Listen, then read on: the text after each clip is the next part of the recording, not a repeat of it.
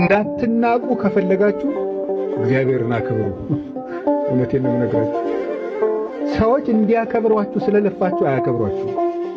እግዚአብሔርን ካከበርን ግን ምንም ሳንናገር ያስከብራል። ሰዎች እንዲያከብሩን ግን ጓደኛ በማደራጀት በማስፈራራት ምን በማለት ማክበር አይቻልም።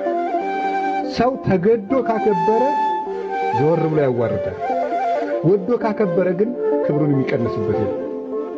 ስለዚህ እንድንመረው መወደድ፣ ባለሟልነት፣ ግርማ የሚሰጠው እግዚአብሔር መታየትን፣ መደመጥን፣ መፈራትን፣ መወደድን፣ መከበርን፣ መዘመድን፣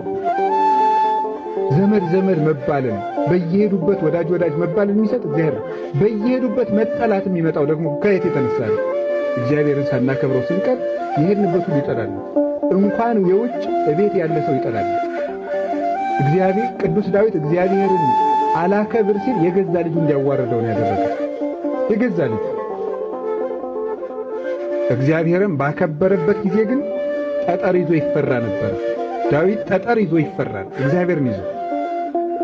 እግዚአብሔርን አላከብር ሲል የወንድ ሚስት ሲቀማ ደግሞ ሰራዊት ይዞ ተናቀ፣ ቤተ መንግሥት ይዞ ተናቀ። እግዚአብሔርን ይዞ ሳለ በግ ጠባቂ እያለ ይከበር ነበር። አስከብሮታል ከበግ ጠባቂነት አንስቶ። እግዚአብሔርን አላከብር ሲል ደግሞ ዙፋን ይዞ ዘውድ ደፍቶ ተዋረደ። ስለዚህ የሚያስከብረን እግዚአብሔርን መያዝ ወገኖች። እግዚአብሔርን ይዘን ከዞርን የትም እንከበራለን።